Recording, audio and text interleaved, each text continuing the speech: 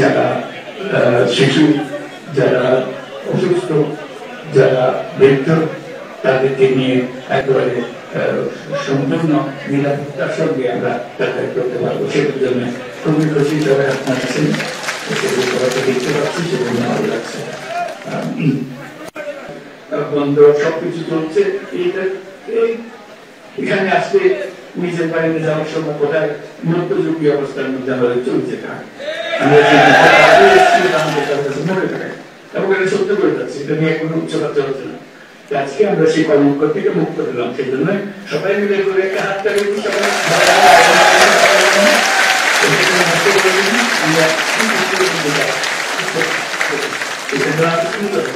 শুরু করুন। এর থেকে আরো সুন্দর ব্যাপার হয় নিরাপত্তার সঙ্গে সঙ্গী যাওয়ার কথা শুনলে মানে যেন ভয় না করে যে কি বিপদের মধ্যে ঘুরতে যাচ্ছি এরকম যেন ভাবনা ঠিক আছে। এবং শুধু নিজেরা যাবো না, এখন বন্ধু বান্ধব বিদেশ থেকে যারা আসবে তাদের সবাই তিনি ওখানে যাবো, ঠিক আছে। এটাকে উৎসব এখানে আমি উৎসব করার জন্য সবাই আসবে। আপনাদের সন্ধিকার লোক সারা আমেরিকা ঘুরে যাচ্ছে, নিউ ইয়র্ক শহর তারা খুব ঘুরে রেখেছে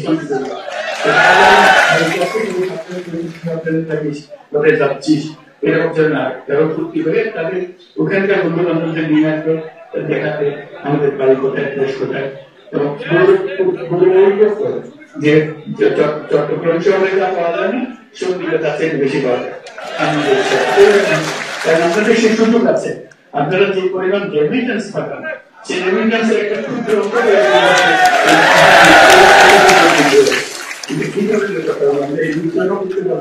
আপনাদের পয়সার অভাবে হচ্ছে না, এটা তো মনে হয়।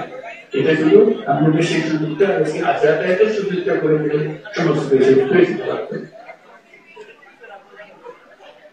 দ্বীপের মানুষের জীবনযাত্রা অনেক কঠিন, সেটি বলছেন অনেক জটপঞ্চা মোকাবেলা করে আপনাদের টিকে থাকতে হয়।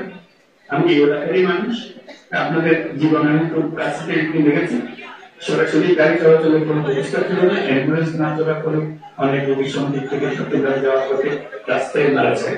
কি দুঃখের কথা, কি অসম্ভব কথা যে আমরা এই সম্পূর্ণ জগতে আছি, কিন্তু যাতায়াতের অভাবে আমরা নিরাপদে একজন রোগীকে হাসপাতালে নিয়ে যেতে পারছি।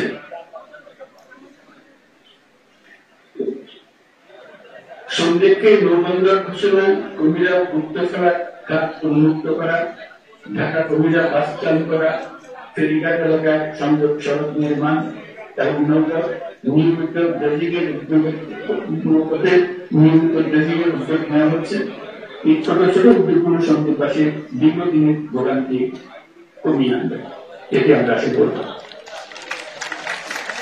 সন্ধিকার প্রবাসী রেমিটেন্স পাঠিয়ে দেশের অর্থনীতিকে শক্তিশালী করতে বিশাল ভূমিকা রয়েছে। আমি আপনাদের প্রত্যেকে নিজ নিজ উপজেলা উন্নয়নে কাজ করার আহ্বান জানাচ্ছি। আজকের এই মাইলফলক অর্জনের জন্য সংশ্লিষ্ট সকলকে আন্তরিক ধন্যবাদ জানাই। 50 বছরেও যে কাজ হয়নি, আজকে সেটি খুব কম সময়ে সম্পন্ন করেছেন তারা। ফেরি চলাচল নির্বিঘ্ন রাখতে প্রয়োজনীয় সবকিছু আপনারা করবেন বলে আশা রাখি। এইভাবে ভারসাম্যপূর্ণ উন্নয়নের মাধ্যমে সম্মিলিতভাবে বাংলাদেশ এগিয়ে যাবে এবং সন্দীপ এই অগ্রযাত্রায় নেতৃত্ব দেবে, সেটাই হলো কথা। আপনারা নেতৃত্ব দেবেন, সারা বাংলাদেশের জন্য নেতৃত্ব দেবেন। কারণ আপনাদের তো বুদ্ধির অভাব নেই, আপনাদের প্রযুক্তির অভাব নেই, আপনাদের টাকার অভাব নেই, কৃষির জন্য আপনারা চিন্তা করেন। কাজে আপনারা নেতৃত্ব দেবেন, সেটি আশা করছি সেটি যার উন্মোচন হলো। আপনাদের সবাইকে আমার শুভেচ্ছা জানাচ্ছি, সালাম জানাচ্ছি এবং অগ্রিম ঈদ মোবারক জানিয়ে রাখছি। ঈদ মোবারক।